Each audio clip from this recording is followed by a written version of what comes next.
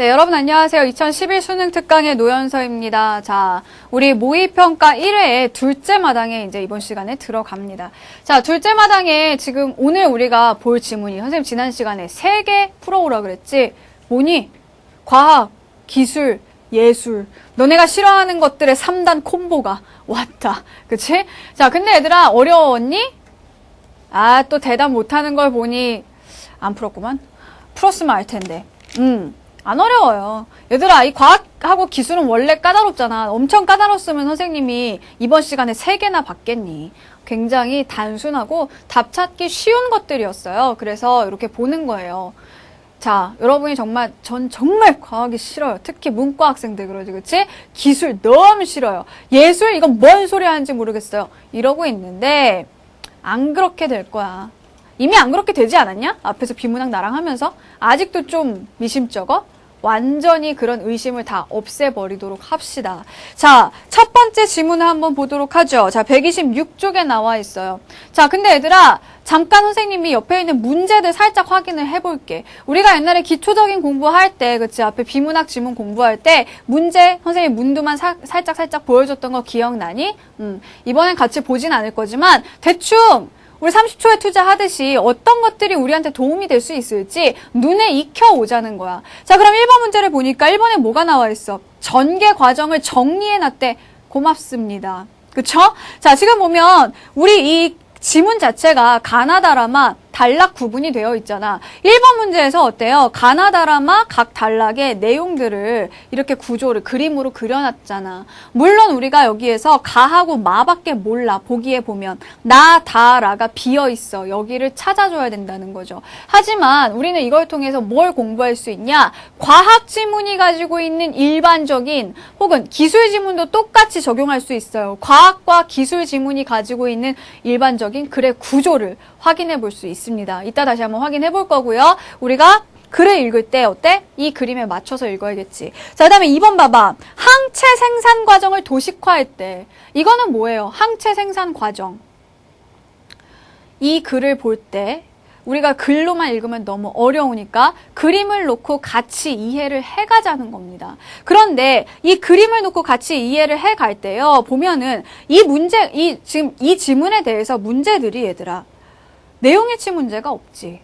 그치? 하지만 이 2번 문제가 내용 일치 문제예요. 밑에 선택지들을 보면 알 수 있어. 그렇기 때문에 여러분이 지문을 읽으면서 그때그때 이 그림에다 메모를 잘 해놓는 게 중요해. 안 그러면 여러분이 이거 내용 일치 문제 풀 때 다시 지문으로 갔다 와야 된단 말이야. 자, 그 다음에 3번 봐. 자, 기억과 같은 방법을 쓴 이유로 가장 적절한 것은 기억이 뭔데? 자, 다단락에 있죠. 종양세포의 일종인 골수종 세포와 융합시키면, 즉 종양세포의 일종인 골수종 세포와 왜 융합을 하는가? 이 이유가 뭔가? 이것만 찾아주면 된다는 거야. 자, 그래서 사실 이 글은요, 얘들아, 그렇게 막 어려운 글도 아니고요. 구조가 까다로운 글도 아닙니다. 구조를 우리한테 알려주고 있고요. 그쵸? 그림을 통해서 내용만 잘 파악하시면 된다는 얘기예요. 자, 그러면 같이 한번 우리 가 단락부터 한번 보도록 하겠습니다. 자, 그 전에 우리는 뭘 봐야 돼? 1번의 보기를 봐줘야 되죠. 자, 1번의 보기를 보니까 가 단락이 뭐 하고 있는 거래? 기존의 방법을 제시한다는 거잖아. 마지막에 가서 뭘 하고 있죠? 한계 및 전망이 나온다는 겁니다. 자, 그래서 우리가 그러면 중간에 3개가 뭔지를 찾아줘야 된다는 거지. 그러면 이 부분은 얘들아, 우리가 일반적으로 나오는 과학 지문, 기술 지문의 구조와 연결지어서 볼 수가 있습니다. 자, 오늘의 개념이야. 뭐냐? 바로 과학 지문의 구조라는 거지.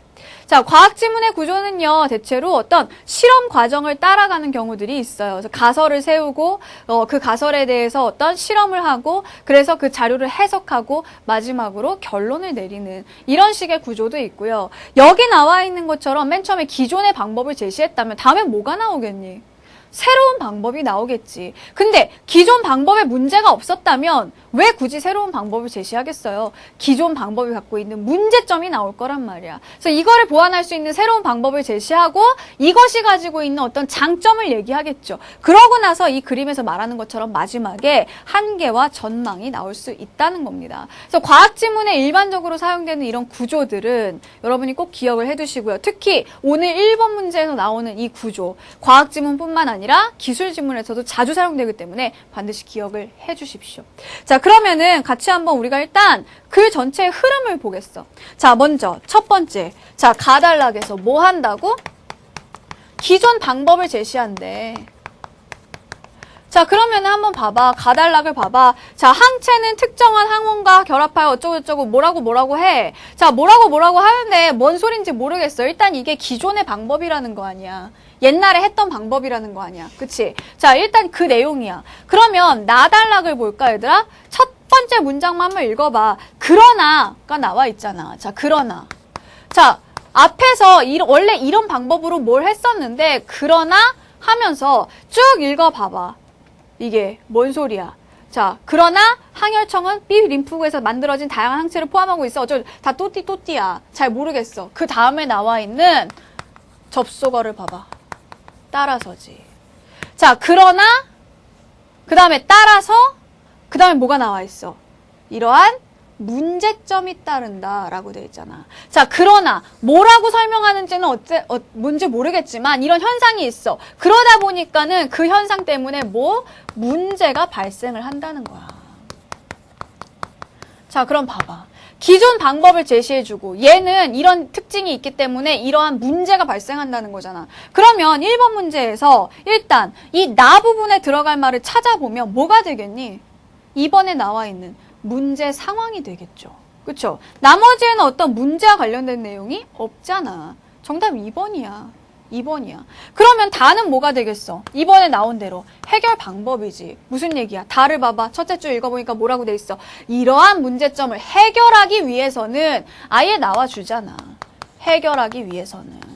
그치? 첫째 줄만 나와도 구조가 나온다고. 그래서 여기에는 해결 방법이 들어간다. 그 다음에 자 1번에 2번을 보니까 라에는 뭐가 들어간대? 그 해결 방법이 가지고 있는 의의가 있대잖아. 검증만 해봐. 정말 의의가 있는지. 의의라는 건 뭐예요? 얘가 지닌 이 해결 방법이 가진 가치라든가 장점이라든가 이런 거잖아. 자, 그러면 라단락을 보니까 뭐가 나와 있어요? 자, 셋째 줄에 봐봐. 가능하게 했다. 뭘 가능하게 했는지는 모르겠지만 이 방법을 통해서 뭐가 가능해졌다는 거잖아. 그 밑에 줄 보면 중간에 뭐가 나와 있어요? 장점을 갖고 있다며. 장점도 의의가 될 수 있지. 마지막 줄에 보면은 이러이러한 분야에 확대되었다라고 한 거야. 결국 이 해결 방안이 가져오게 된 어떤 의의가 제시가 돼 있죠. 자, 그러니까 나다라에는 이런 것들이 들어가게 된다는 거야. 정답은 1번 문제의 정답은 2번이라는 얘기가 되겠지. 안 어렵지. 그치? 자, 그래서 그리고 마지막 단락의 구조는 뭐가 되겠어요? 이 마지막 단락은. 자, 이거는 뭐야? 아까 그 1번 문제에 나와 있듯이 한계와 그리고 전망. 이렇게 이루어지는 것이다. 일단 이렇게 해놓고 보게 되면 우리가 이 글을 읽으면서 어때? 필요한 정보를 내가 어디서 찾아와야 될지를 알 수 있겠죠. 그렇죠? 자, 그래서 글의 구조를 파악하는 방법, 일반적으로 이런 구조 자체를 알고 있는 것도 물론 도움이 되고요. 각 단락의 첫 번째 문장을 읽어가면서 이렇게 찾아낼 수도 있다는 겁니다. 첫 번째 문장으로 해결이 안 되면 이런 식으로 특별한 그런 말들이 있어요. 그렇죠? 특이하게 나타난 말들. 가능하게 되었다. 장점을 가지고 있다. 이런 것들. 확대되었다. 이런 말들을 찾아주시면 됩니다. 자, 그러면 1번 문제는 일단 우리가 해결을 했고요. 자, 2번 문제에 그림이 있었단 말이야. 이 그림은 뭐예요? 항체 생산 과정을 도식화라는 건 뭐야? 그림으로 그렸다는 거지. 그러면 우리는 항체 생산 과정에 대해서 알아야지 이 문제를 풀 수 있어. 그러면은 그 과정을 어디서 찾아야 돼? 지문에서 찾아야 되는 지문의 어떤 부분? 항체를 생산하는 과정은요, 여기에도 나올 수 있죠. 그쵸? 자, 그 다음에 여기에도 나올 수 있지. 그지? 자, 그 다음에 여기에도 나올 수 있어. 즉, 가지문을 읽을 때부터 여러분이 그림을 보셔야 된다는 거예요. 자, 그럼 이 부분 선생님이 그림 보면서 설명해 줄게요. 보십시다. 자, 먼저 이런 그림이 있었어. 자, 봐봐. 어우, 쥐야. 자, 여기 보시면은요, 가단락부터 보자. 항체는 특정한 항원과 결합하여 라고 돼 있지. 자, 이게 뭐야?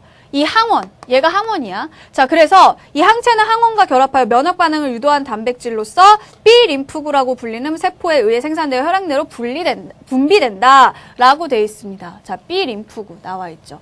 항체가 여기에서 생산이 된다는 거야. 얘는 다른 말로 뭐래? 다중 클론이래. 자, 자, 얘는 다중 클론인데요. 이 B 림프구에서 뭐 항체가 생산이 되어서, 그치? 이 항체들 봐봐. 항체의 모양들이 자세히 여러분 교재를 보면 알 수 있지. 각각 달라요. 그쵸? 자, 이런 항체들이 생산돼서 혈액 내로 분비가 됩니다. 자, 그래서 항체는 뭐 이러이러한데, 자, 항체를 생산할 때는 일반적으로 쥐와 같은 동물이 활용이 된다는 겁니다. 쥐죠. 그쵸? 물개가 아니야. 자, 쥐와 같은 동물이 활용이 되는데요. 자, 동물의 혈액 내에 한 종류의 항원을 주입하면, 봐봐. 주입했잖아. 주사 맞히고 있잖아. 그치? 자, 동물에게 한 종류의 항원을 주입하면 뭐가? 다양한 항체가 생깁니다. 그쵸? 자, 다양한 항체, 즉 뭐야? 다중 클론 항체가 생긴다는 거야. 그래서 이 혈액을 뽑아, 쥐에게서 이 혈액을 뽑아서 일정한 처리 과정을 거친 후 필요한 항체를 만들어냅니다. 그래서 그처럼 어떤 항원에 대한 항체를 함유하고 있는 혈청을, 즉 여기에서 만들어낸 그 혈청을 뭐 항혈청이라고 한다. 즉 A는 항혈청이 되겠죠. 즉 이게 뭐야? 이 쥐에게 항원을 주입해서 항혈청을 뽑아내는 얘가 뭐지?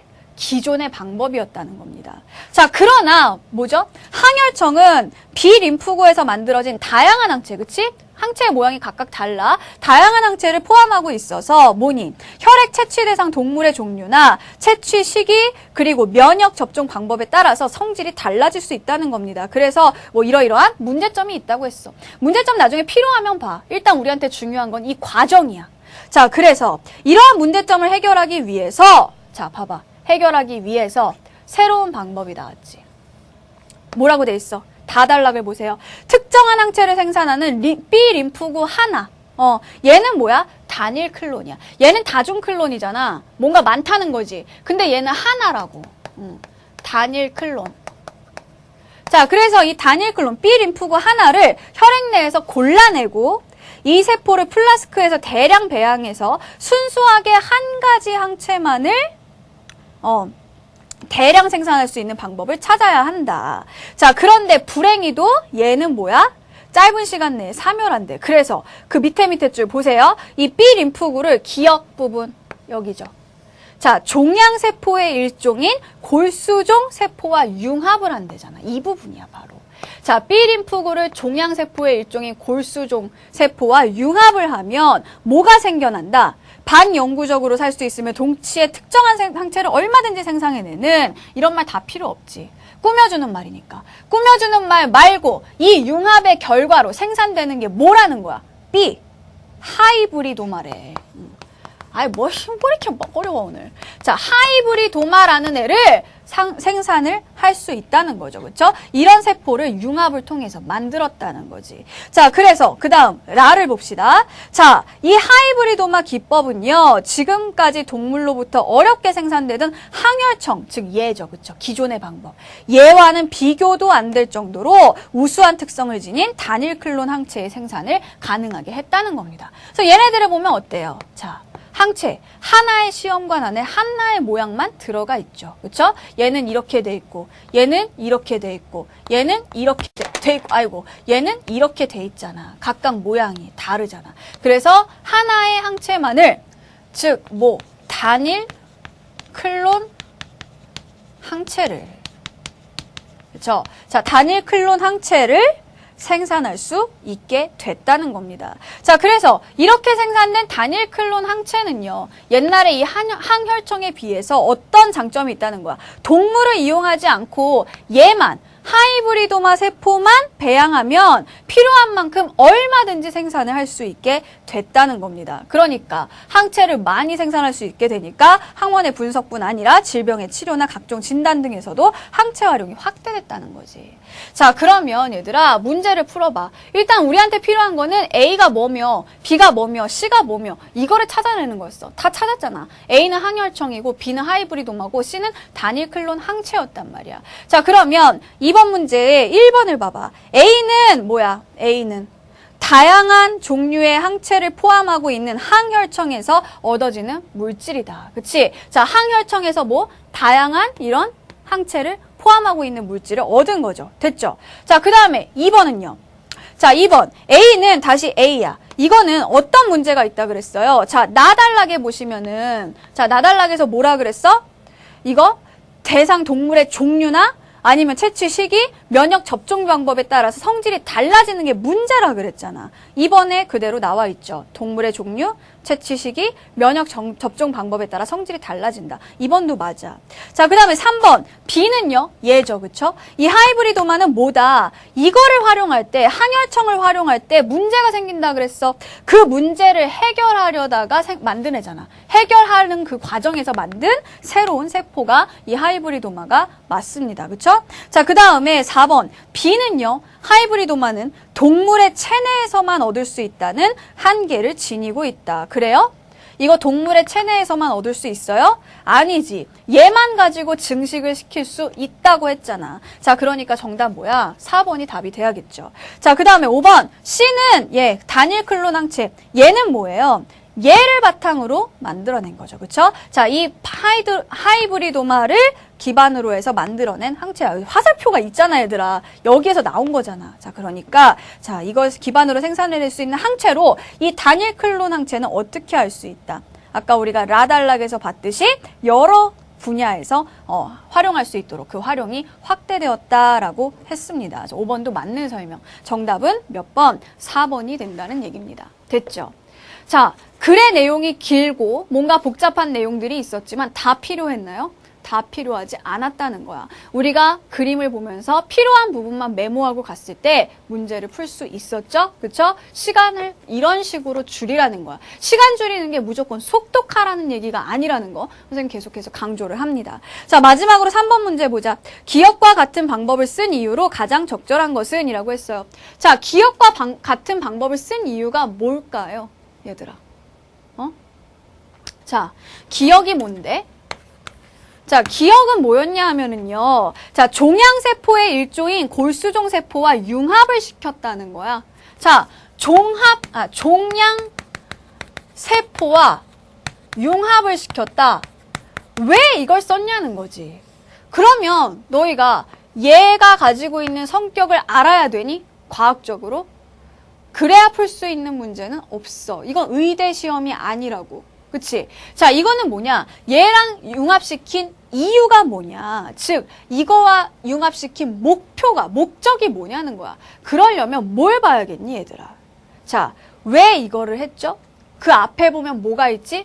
자, 이러한 문제를 해결하기 위해. 그치?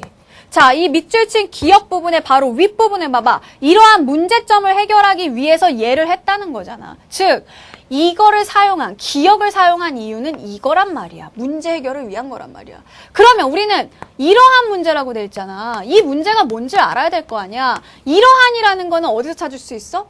이런 거는 뭐야? 이러한. 바로 앞에 있는 말이라 그랬지? 자, 바로 앞에 있는 말이 그럼 뭐예요? 콜러와 밀스테인은 이러한 문제점을 해결하려고 했대. 이러한 문제점은 콜러와 밀스테인 바로 앞에 있는 말을 봐봐. 뭐가? 대량 배양이 어려웠다는 거잖아. 자, 대량으로 이 세포를 만들어내는 것이 어렵다 보니까 그게 문제가 된 거야. 그거를 해결하기 위해서 종양세포를 융합했다는 거지. 그러면 뭐야? 얘를 이용하면 대량으로 배양할 수 있다. 대량으로 증식시킬 수 있다. 이런 말이 되지 않겠어요? 정답 뭐야 그러면?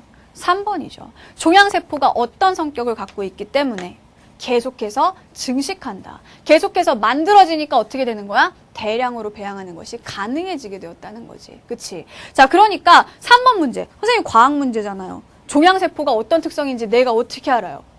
그걸 니네가 어떻게 알아? 선생님도 모르는데. 자, 이거를 알아야지만 풀 수 있는 게 아니라 뭐야? 글의 구조로 이런 식으로 접근을 해서 우리가 풀어갈 수 있게 된다는 겁니다. 아시겠죠? 자, 그래서 3번의 정답은 몇 번? 3번이다. 이렇게 봐주시면 되겠습니다. 자, 그러면 우리 두 번째 지문으로 넘어가 보도록 할게요. 자, 두 번째 지문 128쪽입니다. 요거는 뭐지? 기술 지문이야. 기술 지문인데 짧아요. 심지어 단락이 2개밖에 없어. 그리고 5번에 보니까 그림도 있어. 자, 우리가 이 문제를 어떻게 풀 거냐? 이 지문은 어떻게 읽어갈 거냐? 역시 문제를 한번 보고 오면 도움이 될 것 같아, 이번에. 자, 4번 봐봐. 위글의 전개 방식.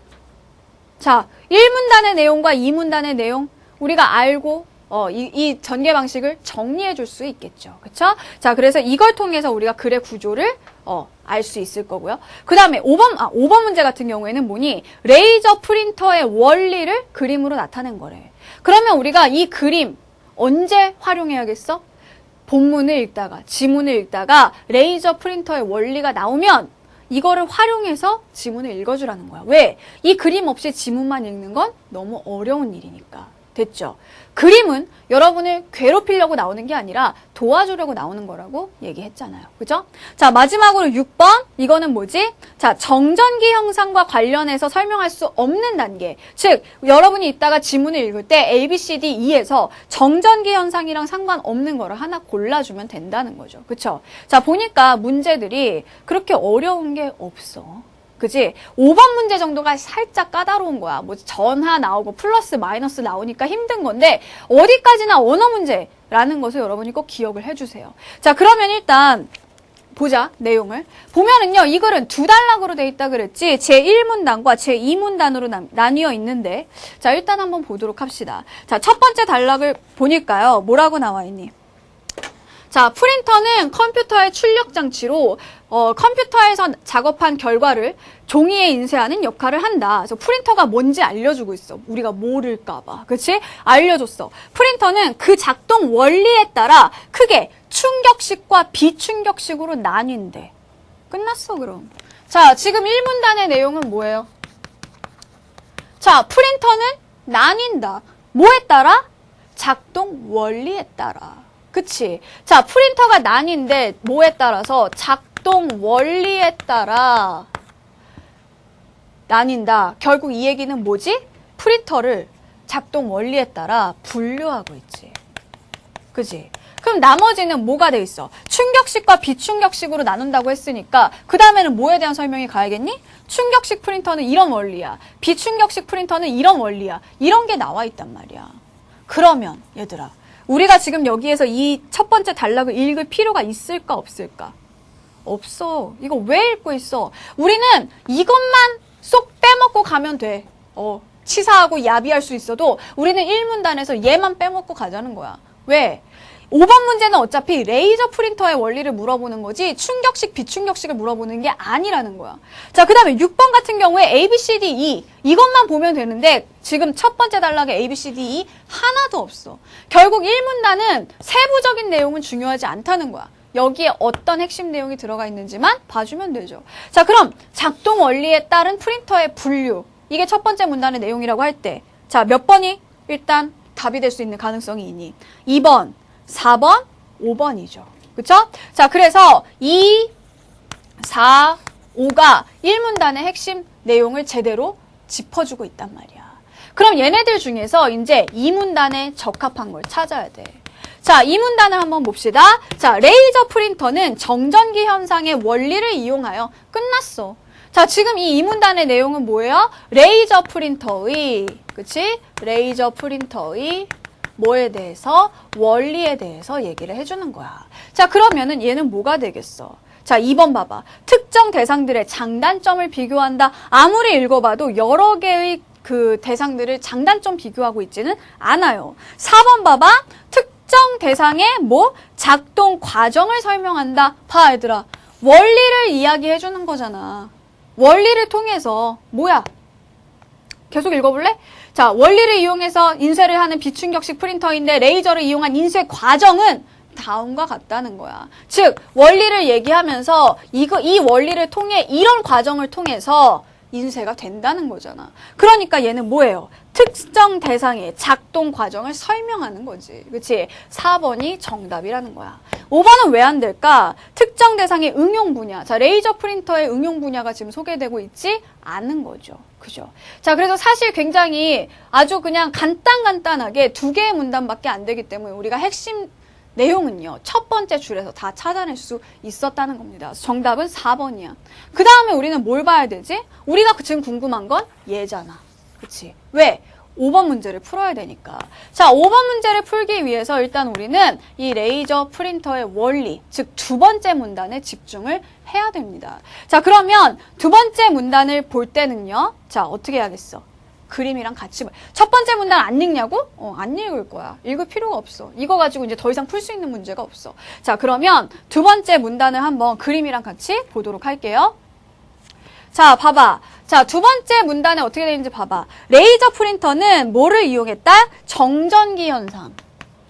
정전기 현상을 일단 기본적으로 이용을 하고 있다는 겁니다. 자, 그래서 레이저를 이용한 인쇄 과정이 다음과 같다는 거예요. 먼저 정전기를 발생시키는 전선 부분을 통과한 빛 수용체 드럼이 있어. 얘지. 자, 이 빛 수용체 드럼 얘인데 이 부분. 자, 얘는요. 이 부분 그치? 자, 얘는 뭐니? 전체적으로 대전돼요. 대전이라는 말은 밑에 나와 있어. 이 빛 수용체 드럼이 전기를 띠게 된다는 거야. 그래서 얘는 플러스 전하를 가지게 된대. 왜 그런진 몰라. 하지만 몰라도 돼. 자, 일단 보자. 자, 레이저 빛 발생 장치가 어디 있지? 자, 레이저 빛 발생 장치는 여기 있죠. 그쵸? 얘가 이 인쇄 정보를 이 드럼에 쪼이면, 자, 인쇄 정보가 뭐예요? 얘가 인쇄 정보를 드럼에 쪼이면 이 부분이지, 그치? 글씨가 되는 이런 부분. 자, 이런 부분은, 인쇄 정보 부분은 뭐래? 정전기가 제거된대. 자, 그래서, 자, 봐봐. 지금 얘가 정전기를 가지게 되는데 이 부분이 플러스 전하로 대전이 되어 있는데 이 부분에는 일단 정전기가 제거가 됩니다. 그래서 어쨌든 이 플러스 전하는 제거가 되겠지. 그치? 자, 그런 다음에 여기에 플러스 전하를 띤 토너가 어딨어? 여기 있지, 그치? 자, 토너가 묻혀진 롤러. 이게 역시 또 뭐를 가진다고? 플러스 전하를 가진다는 거지. 그치? 자, 얘가 마주해서 얘네 둘을 돌리게 되면, 서로를 마주 대고서 돌리게 되면, 같은 종류의 전하를 띤 배경에는 토너가 묻지 않고, 인쇄 정보 부분에만 붙는다. 무슨 얘기야? 자, 얘도 플러스고, 얘도 플러스고, 얘도 플러스란 말이야. 그런데 같은 전하를 띤 애들끼리는 뭐야? 잉크가 묻지 않는데, 토너가 묻지 않는다는 거야. 그런데 아까 이 글씨가 되는 부분 있지. 자, 이 레이저가 뭐 했어? 글씨가 있는 부분에서는 정전기를 제거시켰단 말이야. 그러니까 여기에는 뭐야? 플러스 전하가 남지 않은 거지. 그래서 여기에만 여기에만 토너가 묻게 된다는 거야. 그래서 글씨 부분에만 토너가 묻으니까 나머지는 묻지 않고 나중에 결과물에는 뭐예요? 글씨 부분만 까맣게 나오겠죠. 자, 그래서 이어서 마이너스 전하로 대전된 종이를 어디 갔니? 자, 이 마이너스 전하로 대전된 종이, 얘죠? 용지. 얘는 마이너스야. 얘를 드럼과 함께 맞물려 돌리면, 자, 일단 토너를 묻혀놓고 이 드럼과 함께 종이를 맞물려 돌리게 된다면 어때? 드럼에 있던 플러스 전하를 띤 토너는 종이에 내려앉게 된다. 여기에 있던 그 남아있는, 그치? 자, 토너가 입혀져 있던 그 부분은 종이에 묻게 된다는 겁니다. 자, 그래서 이때 토너는 입김으로 날릴 정도로 종이에 약하게 붙어 있다. 처음 토너는요, 입김으로 불어도 날아갈 수 있대. 따라서 용지를 마지막으로 어떻게 해야 되지? 압착 롤러에 통과시켜서 열과 압력으로 토너를 용지에 고정시킨다. 얘들아 봐봐. 지금 정전기 현상을 이용했다 그랬잖아, 레이저 프린터가. 그런데 마지막에 얘만큼은 뭐니? 마지막 단계, 2단계. 여기에서는 정전기가 아니라 지금 A, B, C, D에는 다 플러스 마이너스 어쩌고 막 난리가 났어. 그런데 이 2단계에서는 정전기가 아니라 뭐를 이용했지? 열과 압력을 이용했단 말이야. 자, 토너를 종이에다가 고정시키는 과정에는 열과 압력이 필요한 거지 2단계에서는 정전기를 사용하지 않아요. 그죠? 자, 그러니까 6번의 정답은 뭐가 되는 거야? 일단 5번이 되는 거지. 얘는 열과 압력을 사용한 거니까. 자, 마지막으로 마지막 부분 보자. 그 후에 용지가 정전기를 계속 갖고 있으면 안 될 거 아니야. 자, 그러니까 정전기를 제거하게 되면 인쇄된 정보를 볼 수 있다. 그런데 마지막에 다른 내용이 있어. 뭐니? 레이저 프린터에 따라서 드럼이 위에서 설명한 경우와 반대로. 즉 봐봐. 일단 보면은요. 드럼은 플러스, 그리고 토너도 플러스, 그치? 같은 극이어야 서로 일단 밀어내게 되겠지. 그러면서 제거된 부분에만 토너가 묻는 거야. 용지는 마이너스란 말이야. 하지만 레이저 프린터의 회사나 아니면 제품 모델명에 따라서 반대로 대전되는 것도 있다는 거야. 즉, 대신에 뭐가 되는 거야? 얘는 마이너스. 그치?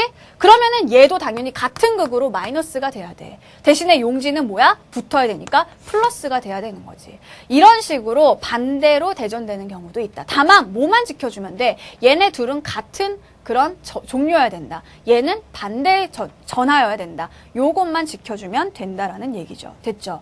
자, 그러면 지금 우리가 풀어야 될 게 5번 문제란 말이야. 일단 보자. 자, 비수용체 드럼은 전체적으로 뭐야? 전체적으로 플러스를 지닌다고 했지. 얘 전체는. 그치?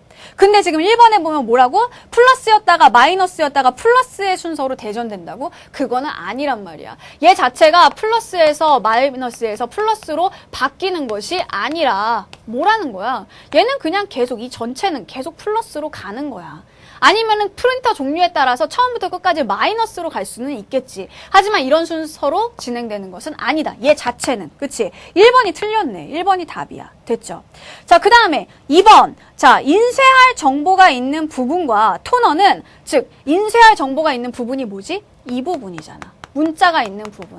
이 부분과 토너는 뭐야? 항상 다른 종류의 전하를 띈다라는 거야. 무슨 얘기니? 아까 뭐라 그랬어? 나머지 부분과 이 토너 부분이 똑같은 전하를 갖고 있을 땐 서로 밀어낸다 그랬지. 자, 서로 밀어내니까 아까 뭐라 그랬어? 즉, 어딜 보냐? C를 봐봐, C. 자, C 부분을 보시면은요. 자, 플러스 전하를 띤 토너가 묻혀진 룰러를 마주하여 돌리면 뭐래? 같은 종류의 전하를 띤 배경에는 토너가 묻지 않는다 그랬어. 즉, 같은 종류에 있으면 안 묻어. 그러려면 어떻게 해야 돼? 묻으려면 다른 종류가 돼야 되지. 그러니까 만약 얘가 플러스라면 이 부분, 글씨가 있는 부분에는 뭐? 마이너스, 즉 다른 종류의 전하가 와야 된다는 겁니다. 2번은 맞는 설명이죠. 그쵸? 자, 그 다음에 3번. 프린터의 종류에 따라서, 그치? 종류에 따라 플러스일 수도 마이너스일 수도 있다고 했고요. 그쵸? 자, 그 다음에 4번. 이거는 뭐야? 압착 롤러를 통과한다 그랬는데 이 압착 롤러는 뭐예요? 열과 압력을 지닌다. 그러니까 뜨거운 압착 롤러라고 할 수 있지. 그치? 그래서 얘를 통과한 다음에 뭐? 정전기를 제거하면 인쇄된 정보를 볼 수 있다라고 아까 나왔습니다. 그쵸? 자, 마지막으로 뭐예요? 마지막 5번. 자, 전선을 통해서 얘는 뭐다? 전선을 통해 얘는 플러스로 대전이 된다. 그 중에, 그 정전기 중에 일부가 뭐야? 이 레이저 빛이 닿은 부분에서 정전기가 제거된다라고 얘기했지. 5번도 그대로 나와 있습니다. 자, 그래서 아주 그냥 우리가 그동안 궁금했던 레이저 프린터의 작동 원리를 알려줬어. 물론 신기하다. 이러고 가면 안 돼. 선생님이 얘기하고자 하는 거는 글이 짧아도 선택할 수 있다는 거야. 지문의 모든 내용을 다 보려고 하지 말고 문제를 먼저 봐. 여러분, 시에서도 30초의 투자를 왜 했죠? 내가 주의해서 봐야 될 부분이 뭔지 이거를 본 거잖아. 지문을 어떻게 하면 더 전략적으로 볼 수 있을까? 이것 때문에 한 거잖아. 얘도 마찬가지야. 우리가 문제를 먼저 보면 이걸 다 안 봐도 되는 거구나. 어느 부분에 더 신경을 써야겠구나. 이런 식으로 시간 관리를 해가시라는 겁니다. 알겠죠? 자, 그래서 5번. 요렇게 우리가 해결을 했습니다. 6번은 뭐야? 아까 우리가 선생님이 살짝 답은 체크를 했죠. 그쵸? 자, 그래서 이 부분에서는 5번, 이 부분에서는 뭐야? 정전기가 아니라 열과 압력을 통해서 토너를 용지에 고정시키는 거기 때문에 정전기 형상과 관련하여 설명하지 않는 부분입니다. 그쵸? 그래서 6번의 정답은 5번이다. 보기는 그냥 참고로 읽어보십시오. 자, 그러면 오늘도 돌아왔습니다. 명언 타임. 자, 오늘의 명언은요, 우리 최아영이가 올려줬습니다. 최아영 학생이 올려준 그런 명언인데요. 오늘 이 아영이가 소개할 명언은요, 유니스 배라는 사람이 한 말이에요. 유니스 배. 뭔가 외국 이름 같은데 배. 친숙하지? 한국인이야. 이분은 한국인인데 한국에서 항상 굉장히 막 실패하는 삶을 살았대요. 하는 일마다 잘 안 되고 자꾸 실패하니까 그렇게 굉장히 의욕이 떨어진 거야. 그러다가 굉장히 우연히 한국을 떠나서 미국으로 가게 됐다고 합니다. 뭐 우연한 그 기회가 뭔지 모르겠지만 자, 이 미국으로 가서 새로운 삶을 시작을 했어요. 그리고 거기에서는 이제는 아주 유명한 파티 플래너가 되었다고 합니다. 그래서 이 아영이가 그런 얘기를 하는 거야. 항상 내가 실패하고 그래서 의욕도 없고 포기하고 싶을 때가 있었지만 사람이 열심히 하면 뭐든지 못할 게 없지 않을까? 이분의 사례를 보고 깨달았다는 겁니다. 그래서 이 유니스 베라는 분이 한 얘기를 한번 같이 보도록 할게요. 호박벌은 과학적으로 날 수 없는 몸을 가지고 태어난대요. 놀라운 건 그런 호박벌이 꿀을 따모으기 위해 일주일에 무려 1600km를 날아다닌다는 거죠. 불가능한 일을 가능으로 바꿔놓은 건 바로 호박벌 자신이 날 수 없는 벌이라는 걸 모른다는 거예요. 호박벌에겐 자신의 몸 구조 따위는 중요하지 않은 거죠. 오로지 꿀을 모으겠다는 목적과 희망만을 가지고 날고 있는 거예요. 자, 호박벌. 호박벌은, 선생님 의상 오늘 살짝 호박벌? 자, 호박벌은 얘들아, 아예 과학적으로 날 수가 없는 구조래. 그 구조를 가지고 날 수가 없대. 하지만 아까 우리가 봤듯이 일주일에 1600km를 날아다닌다는 거야. 왜? 자기가 날 수 있는 존재인가? 날 수 없는 존재인가? 이런 거 모른다는 거지. 가능성? 이런 거 따져보지 않는다는 거야. 호박벌은 가능성을 보고 그 가능성 앞에서 무너지는 것이 아니라 어떤 존재다? 오로지 꿀을 모으겠다라는 그 목적, 나는 할 수 있다라는 그 희망, 이거를 가지고 날 수 있게 됐다는 겁니다. 자, 여러분도 마찬가지야. 언제까지 가능성만 따지고 있을 거니? 가능성이 여러분한테 말해주는 것은 아무것도 없다니까요. 얘들아, 생각을 해봐. 가능성이라는 게 얼마나 너희를 속이고 있는지 생각해보란 말이야. 자, 내일 비 올 확률이 60%래. 온다는 거니 안 온다는 거니? 60% 온다는 거야 안 온다는 거야? 30%래. 온다는 거니 안 온다는 거니?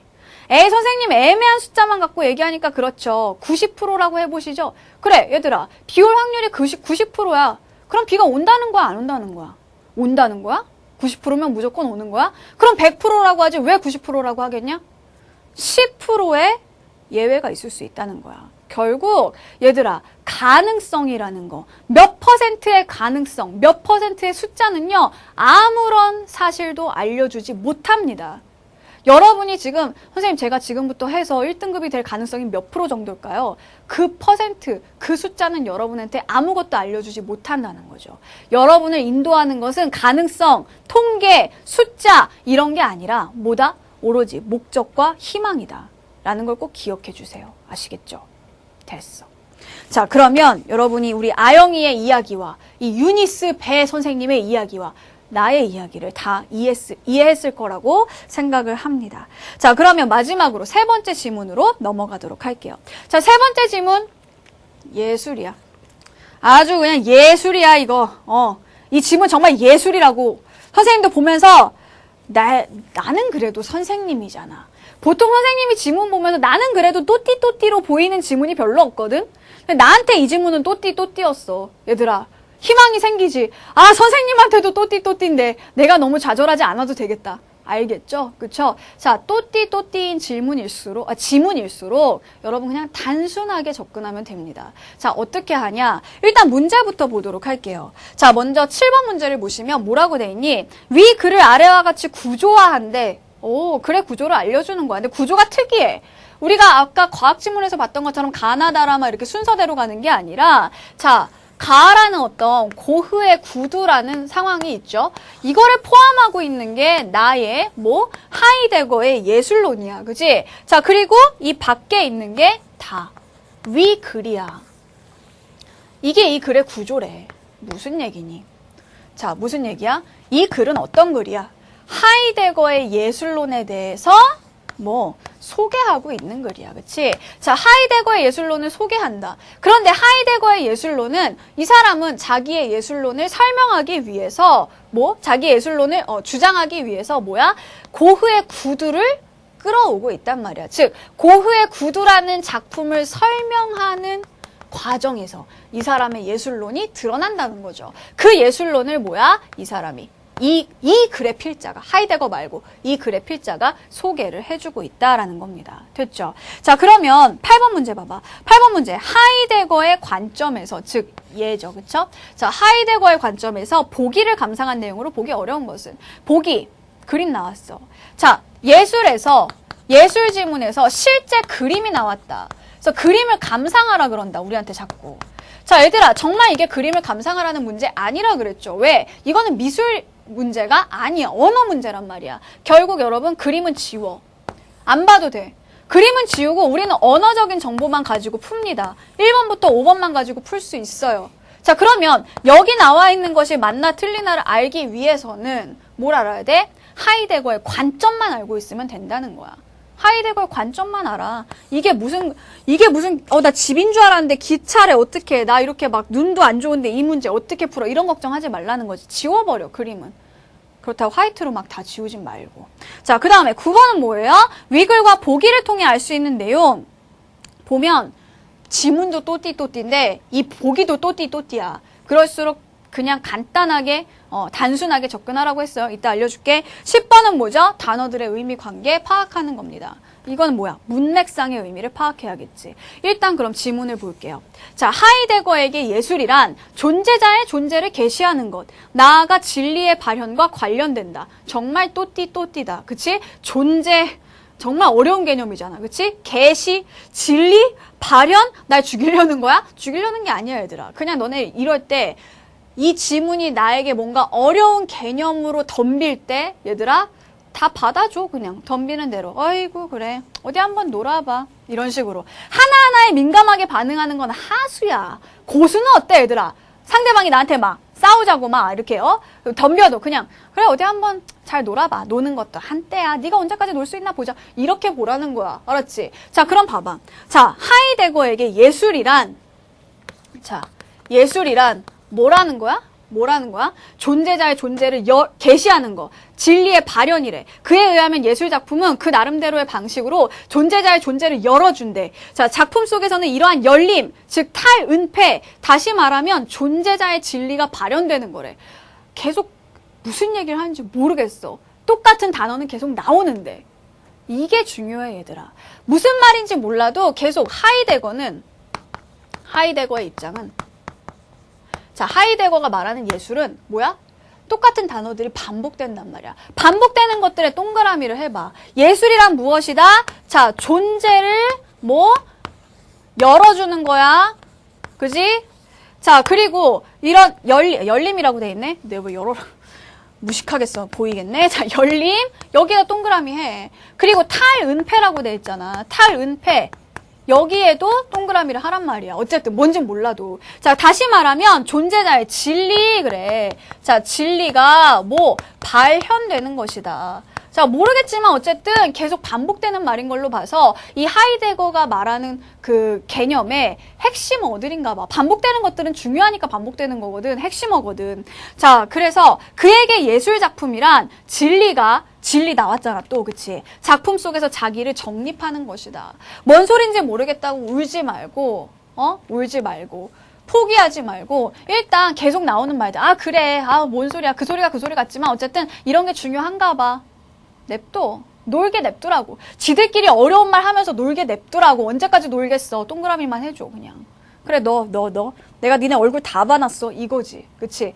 언제까지 놀 수 있나 봐. 일단 내가 얼굴 다 기억해놨어. 나중에 한번 두고 보자. 이런 거야.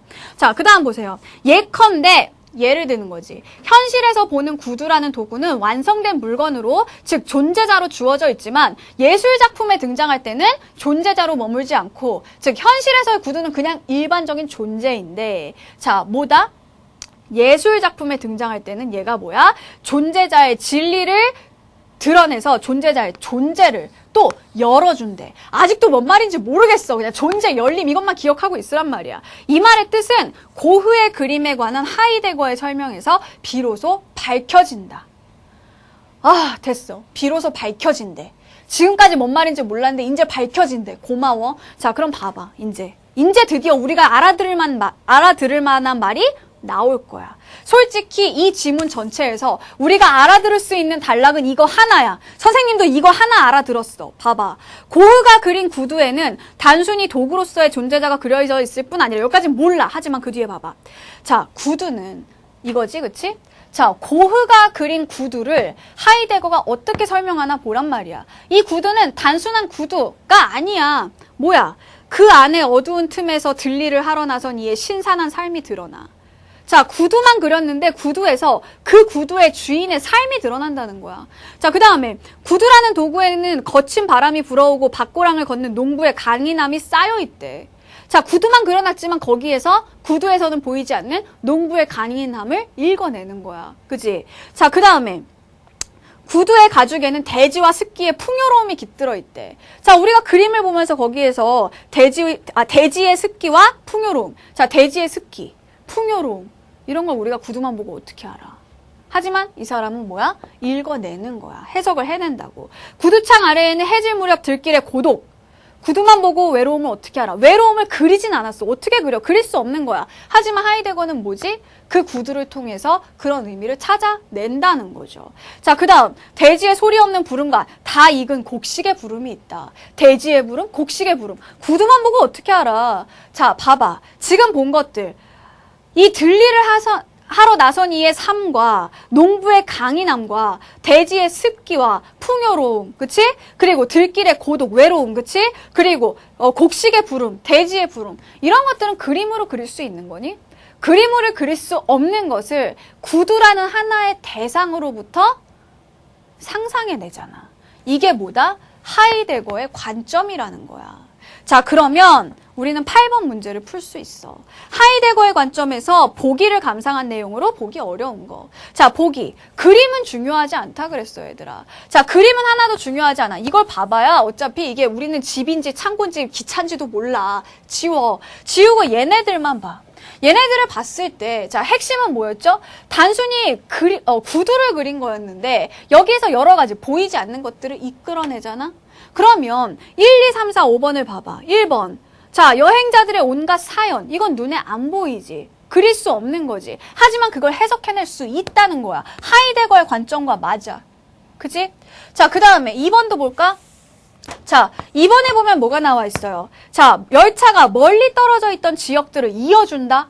얘들아, 멀리 떨어져 있는 지역을 이 열차가 이어주는 건지 아니면 이 동네랑 저 동네랑 왔다 갔다 하고 있는 건지 알 수가 없잖아. 그치? 그릴 수 없는 거라고. 역시 이것도 그냥 안 보이는 내용을 해석한 거라고. 그 다음에 세 번째. 자, 이거는 뭐야? 열차의 기적을 듣는 여행자들은 새로운 땅에 대한 기대. 자, 기대? 이런 거 그림으로 그릴 수 있어? 여행자들? 그리지도 않았는데? 역시 이것도 뭐야? 없는 내용을 해석해낸 거야. 자, 그 다음에 4번.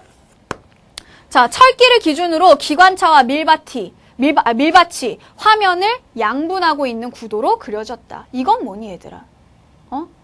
그냥 그림을 있는 그대로 보고 해석하고 있는 거죠. 그쵸? 그러니까 뭔가 이 안에 담겨있는 이야기가 무엇인가, 이 안에 담겨있는 정서가 무엇인가 상상하지 않았지. 상상하지 않고 눈에 보이는 것만 가지고 얘기를 하는 거야. 그거는 하이데거의 관점이 아니란 말이야. 4번이 정답이지. 그치? 니네가 이걸 보면서 해볼 필요는 없는 거야. 기관차, 밀밭은 뭐야? 화면이 양분돼 있어? 이걸 어떻게 알아? 안 해봐도 된다고. 그림 아예 볼 필요가 없다고. 다만 이 사람의 관점인가 아닌가면 중요하다는 거지. 눈에 보이는 것만 얘기하고 있는 건 하이데거의 관점이 아니라는 겁니다. 4번이 정답이죠. 자, 마지막으로 5번은 뭐예요? 자, 5번에 뭐가 나와 있니? 자, 고된 여정의 피로를 풀고 있다. 이 사람들이 피로를 풀고 있는지 이거는 그릴 수 없는 내용이란 말이야. 역시 뭐야? 이 사람이 해석을 따로 해낸 거죠. 그래서 5번도 역시 하이데거의 관점과 일치한다. 4번만이 틀려서 얘가 답이 된다는 얘기예요. 아시겠죠? 자, 그래서 우리가 그나마 읽을 수 있는 단락은 일단 지나갔습니다. 그쵸?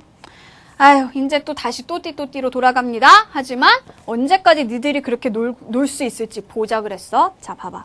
자, 하이데거는 예술이 지닌 이러한 속성, 곧 은폐된 것이 순간적으로 모습을 드러내는 것을 진리의 작품 속으로의 자기 정립 혹은 존재의 발현으로 부르며, 계속 똑같은 얘기 나오는 거야. 하이데거는 예술, 이걸 진리, 의 작품 속으로의 자기 정립 또는 존재의 발현 이런 걸로 본다는 거잖아. 계속 똑같은 말들이 반복되고 있지. 눈에만 찍어놔. 어떤 앤지 얼굴만 기억해 놓으라고. 이해하려 하지 말고. 자, 그 다음 봐봐. 자, 이를 우회적으로 뭐라고 했냐? 대지와 세계의 투쟁으로 설명하기도 한다라고 했어요. 자, 고흐의 그림에 대한 설명에서 그는 구두라는 도구는 대지에 속해 있다고 하는데 이 표현은 대지가 사물 곧 존재자의 영역에 속함을 가리키는 반면 세계는 도구가 사용되는 문화적 맥락이나 의미와 관련이 있음을 의미한다. 무슨 얘기야? 자, 대지와 세계의 투쟁이라고 했을 때 우리는 이 대지와 세계가 서로 대립되는 관계라는 건 알 수 있겠죠. 그쵸? 그러면 어떤 거에는 동그라미를 하고 어떤 거에는 세모를 해야 되는 거야. 자, 그러면 봐봐. 구두가 뭐야? 그냥 그 사물 자체로 봤을 때, 그냥 존재자 그 자체로 봤을 때는 뭐예요? 뭐야? 대지와 관련이 있는 거잖아. 봐봐. 구두는 대지에 속해 있는데 그 구두라는 도구는 그치? 도구는 대지에 속해 있는 거야. 결국 구두를 그냥 도구로만 봤을 때는 이런 것들을 이끌어내는 게 아니지. 그냥 도구로만 보는 그 관점이 뭐야? 그 공간이 뭐야? 대지라는 거야. 그래서 구두는 대지에 속해 있는데 이 표현은 대지가 사물, 존재자의 영역에 속함을 가리킨다. 자, 존재가 아니라 얘들아, 존재자야. 그치? 사물이야. 이 영역에 속해 있는 반면, 뭐다? 세계는, 그럼 이쪽으로 와야지. 그치? 세계는. 이런 것들이지. 뭐와? 문화적 맥락이나 의미와 관련이 있다. 그래서 뭔가 맥락과 의미를 부여하니까 구두에 대해서 우리가 여러 가지 해석을 한 거잖아. 구두를 도구로만 본 것이 아니라 그 자체의 어떤 사물로만 본 것이 아니라 그것을 어떤 맥락 속에서 보니까 거기에서 어떤 그 농부의 고단한 삶이나 이런 것들도 드러나게 된다는 거지. 결국 세계가 바로 이 자리에, 이 지점에 와야 되는 겁니다. 그쵸? 자, 그래서 이 세계는 뭐와 관련이 있다? 문화적 맥락, 의미와 관련이 있다. 자, 그 다음 보세요. 대지는 존재를 은폐하기 때문에 뭔 소린지 몰라. 어쨌든 대지는 은폐한대. 은폐에다 세모를 해놔. 됐지? 그러니까 탈은폐는 뭐야? 은폐에서 벗어나는 거니까 반대 개념으로 동그라미가 돼 있잖아. 그치? 자, 그 다음에 그렇기 때문에 어둠의 영역이고, 자, 어둠에도 세모를 쳐줘. 자, 그 다음에 세계는 존재의 완전한 열림이자 맞잖아. 세계를 여기다 넣을 수 있겠지. 열림이자 빛이다. 빛에도 동그라미를 해줘. 자, 그 다음에 구두를 신는 농부의 삶의 의미는 세계와 관련되고 이것은 존재자로서의 도구의 존재를 의미한다. 자, 은폐된 존재가 예술을 통해 열린다면 이것은 예술이 지니는 존재의 발현을 의미한다. 무슨 얘기야? 은폐되어 있던 존재가 뭐를 통해? 예술을 통해서 열린다면. 즉 무슨 얘기니 얘들아? 대지에서 세계로 오는 이게 뭐야? 예술이 만들어지는 거야. 이 영역에서 이 영역으로 넘어오는 것이 바로 뭐야? 예술가가 할 일이라는 거야. 자, 그래서 자, 이거는 뭐다? 이것은 예술이 지니는 존재의 발현을 의미한다. 계속 똑같은 얘기를 말하고 있어. 자, 따라서 예술이란 망각된 존재를 회복시키는 힘을 지닌다. 즉, 예술은 어떤 힘을 지닌다? 회복시킨다. 뭐를? 은폐되어 있던 것을 뭐야? 발현시킨다. 즉, 드러내어 나타내 보인다는 거지. 그치? 자, 그리고 뭐야? 얘는 망각되어 있던 존재였다는 거야. 망각되어 있던 존재. 이거를 회복시키는 거야. 자, 하이데거는 이를 은폐와 탈은폐 나와있지. 은폐와 탈은폐. 그리고 혹은 대지와 세계의 뭘로? 투쟁으로 보는 것이다. 그래서 얘네들 사이에서는 사실 뭐가 일어나고 있는 거니? 투쟁이 일어나고 있다는 거지. 이 사이에서는. 즉, 얘네들은 서로 반대되는 그런 개념이라는 겁니다. 알겠죠? 자, 그래서 어디 갔냐? 예술의 진리라는 것도 바로 이런 맥락과 관련된다. 하이데거의 맥락에서 진리란 망각에서 벗어나는 것. 즉, 봐봐. 진리란 망각에서 벗어나는 거잖아. 그치? 자, 그리고 다시 말하자면 존재자의 탈은폐. 여기 있잖아. 탈은폐. 자, 그리고 은폐되어 있던 존재자를 존재의 터로, 즉 하나가 더 나왔네. 존재의 터로 다시 꺼내놓는 것. 이게 바로 뭐다? 진리의 발현인 거다. 자, 됐어. 우리는 이제 힘들었지만 어쨌든 뭘 찾아냈지? 여러 개의 동그라미와 여러 개의 세모를 찾아낸 거야. 이거는 예술 지문이지만 거의 철학 지문이나 마찬가지야. 그지? 근데 이 철학적 의미를 너네가 다 이해한다? 불가능해. 선생님도 이 글이 또띠또띠로 보여. 그러니까 또띠또띠를 최소한 동그라미와 세모로라도 분류를 하자는 거지. 왜? 우리는 문제를 풀 수 있을 만큼만 이해하면 돼. 자, 어떤 문제가 있어? 9번 봐봐. 자, 위글과 보기를 통해 알 수 있는 내용으로 적절하지 않은 것은 이라고 했잖아. 자, 보기를 보세요. 독일어로 리히퉁이라고 해. 이거 선생님 독일어 좀 했어? 자, 리히퉁 이거는요. 숲속의 빈터라는 뜻이래. 그런데 숲속의 빈터? 이것만 보고 이 리히퉁이 어디 들어가는지 모르겠지. 하지만 얘는 뭐야? 빛 또는 밝힘이란 뜻을 가진대. 빛이 어디 있는데? 여기 있잖아. 결국 뭐야? 숲속의 빈터는 얘랑 같은 뜻이니까 숲속의 빈터는 여기 들어가야 돼. 그치? 동그라미를 해줘야 돼. 숲속의 빈터에도 동그라미 해줘. 자, 그 다음에 그러기에 하이데거가 말하는 숲속의 빈터는 존재자를 존재하게 하는 터고 어쩌고저쩌고. 아, 몰라. 자, 두 번째 봐봐. 하이데거는 예술작품은 어디에 있어야 된다? 밝음 속에. 자, 예술은 어디에 있어야 된다 그랬어? 얘가 어둠이잖아. 예술을 통해서 회복되면 얘는 뭐니? 밝음 속에 있게 되겠지. 밝음에도 동그라미를 하란 말이야. 자, 그 다음에 이는 작품의 존재자 자체에 독특함이 담겨 있어야 된다. 결국 독특함은 뭐야? 이쪽으로 와야 되는 거지. 그치? 자, 독특함에도 역시 동그라미를 해주세요. 됐죠? 자, 니네가 이걸 그리란 얘기가 아니야, 얘들아. 그리지 말고 왜 언제 다 그리고 있어? 시간 없는데. 동그라미 세모 표시만 해줘. 나중에 어때? 같은 편인가 다른 편인가만 보려고 그러는 거란 말이야. 자, 그 다음에 자, 세 번째 점을 봐. 자, 하이데거는 존재는 존재자를 통해 순간적으로 드러나지만 동시에 그 드러남은 드러나지 않는 것이 간직되는 숨겨진 뭔 소리야. 자, 어쨌든 그러기에 존재의 드러남은 영원히 고갈되지 않는 생김이다. 얘들아, 드러남이라는 말 있잖아. 똑같은 말이야. 즉, 자, 발현과 드러남이 같은 말인데 이 드러남은 뭐다? 영원히 고갈되지 않는다잖아. 영원에다가 동그라미 또 해줘야지. 그치? 그 다음에 생김이 뭐야? 생겨난다고. 여기에도 역시 동그라미를 해줘야 돼요. 됐죠? 자, 됐어. 우리가 가지고 있는 동그라미와 세모를 가지고 선택지 1번부터 보자. 1번. 은폐되어 있던 존재자를 존재하게 하는 것이 예술가의 역할이다. 그치? 은폐, 이쪽에서 이쪽으로 오게 하는 게 뭐야? 예술의 역할이다. 예술가의 역할이라고 했어. 1번 맞아. 그 다음에 2번. 자, 숲속의 빈터 어딨어? 숲속의 빈터 동그라미 돼 있었지. 그 다음에 열려져. 존재자의 존재가 열리는 곳, 열림에도 동그라미 돼 있었지. 진리 동그라미, 발현 다 동그라미 돼 있어. 어때? 같은 편이라는 거야. 같은 편끼리 문장을 만들었으니까 문제가 안 돼. 맞는 말이야. 자, 그 다음에 3번. 자, 예술작품에 정립된 진리는? 자, 진리 이쪽에 있어. 그치? 자, 그리고 아까 보기에서 우리가 동그라미 한 것 중에 뭐가 있었니? 마지막에. 영원히 있었잖아. 자, 이 진리는 뭐라고? 영원히. 즉, 끝없이 생김에도 동그라미를 했잖아. 생성되는 것이다. 자, 영원한 생김이라는 말을 다시 바꾸면 끝없이 생성되는 거라고 바꿀 수 있잖니. 그치? 맞죠? 그 다음에 4번. 자, 예술가가 존재자의 독특함 여기 있네. 자, 이랬을 때 뭐? 진리가 발현된대. 같은 편끼리 문장을 구성했으니까 문제가 없다는 거야. 자, 그 다음에 5번. 숲속의 빈터는 뭐다? 어두운 수풀인 대지와 빈터인 세계가 공존한다. 봐. 대지는 어딨어? 대지는 여기 있잖아. 그치? 세계는 여기 있잖아. 그리고 숲속의 빈터는 여기 있잖아. 즉, 얘네는 같은 범위 속에 있는데 얘는 어때? 딴 데 있잖아. 그러니까 같이 있다고 말할 수 없죠. 무슨 공존이야. 투쟁한다고까지 써놨네. 5번이 정답이 된다는 겁니다. 어때 얘들아? 이 말들, 이 어려운 철학적인 개념들을 다 우리가 알아야지만 이 문제 풀 수 있었어요?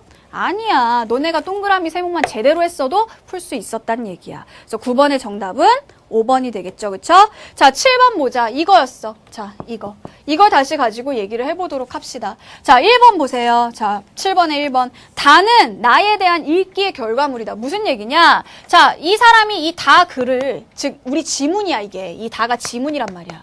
이 지문은 어떻게 쓴 거야? 하이데거의 예술론을 읽고 쓴 거죠. 그쵸? 하이데거의 예술을 공부하고 나서 쓴 결과로 이 지문이 탄생했단 말이야. 맞아. 2번. 글쓴이는요, 가에 대한 읽기를 통해 나를 보완한다? 자, 이 글쓴이가 이 구두를 감상하는 걸 통해서 하이데거의 예술론을 보완하고 있나요? 아니지. 그치? 자, 구두에 대한 읽기는, 즉, 구두에 대한 감상은 내가 한 게 아니라 누가 한 거야? 이 사람이 한 거를, 하이데거가 한 거를 그대로 전달만 해주고 있는 거야. 즉, 내가 얘를 스스로 해서 얘의 부족한 점을 보완했다는 게 아니라 얘가 이거를 한 거를 나는 그냥 소개해주고 있다고. 2번이 정답이죠. 그죠? 자, 그 다음에 3번. 가는 나와 다의 논의에서 중요한 단서다. 어쨌든 이 구두에 대한 그 해석이 뭐야? 하이데거의 예술론을 정립하는데, 그리고 이 사람이 이 글을 쓰는 데 있어서 핵심 내용이 될 수 있죠. 그쵸? 단서가 되고. 자, 4번. 이건 뭐야? 하이데거는 구두에 대한 읽기, 즉 구두에 대한 해석을 통해서 자기의 예술론을 피력했다는 거고요. 5번은요. 글쓴이는 뭐야? 하이데거의 예술론을 설명하기 위해서 하이데거가 구두를 어떻게 해석했는가, 이거를 인용해주고 있죠. 맞아요. 자, 그래서 정답은 2번이다. 마지막으로 10번이에요. 자, 10번은 뭐니? 문맥으로 봤을 때 단어들의 의미 관계가 A, B와 가장 유사한 것이 나와 있어요. 자, A, B가 뭔지를 한번 보니까, 자, A는 은폐고, B는 망각입니다. 자, 우리가 얘네들을 사전적인 의미로 접근하면 또 달라질 수도 있어. 하지만 우리는 사전을 찾는 게 아니라 수능 보러 가서 사전 못 찾아요. 자, 문맥적으로 보자는 거지. 자, 문맥적으로 봤을 때 이거는 뭐예요, 얘들아? 자, 은폐되었기 때문에 사람들한테 잊혀진 거잖아, 지금 이게. 얘네들이 서로 긴밀하게 작용하고 있는 거잖아. 다시 얘기하면 만약에 얘들아 은폐됐기 때문에 망각된 거고, 만약에 은폐 상태에서 벗어나게 되면 어떠니? 망각에서도 회복될 수 있죠. 그죠? 그만큼 얘네 둘은 상호작용을 하고 있다는 겁니다. 그럼 이런 상호작용을 보여주고 있는 거는 뭐겠니? 2번이지. 그치? 입구를 봉쇄하니까 어때요? 입구를 막았다는 거잖아. 그러니까 사람들이 들고 나오는 게 차단이 됐다는 거야. 그러면 봉쇄한 걸 풀어주면 차단된 것도 풀리겠지. 됐지. 정답은 2번입니다. 나머지는 어때? 이런 내용과는 상관이 없는 그런 관계로 볼 수 있다는 얘기예요. 자, 그래서 오늘 3개 질문하느라 좀 힘들었지만 여러분이 가지고 있는 편견보다, 고정관념보다 훨씬 더 쉽게 접근할 수 있다는 거 느끼셨죠? 자, 다음 시간에는요, 우리가 2지문 볼 겁니다. 그래서 둘째마다 끝까지 풀어보도록 하십시오. 수고하셨습니다.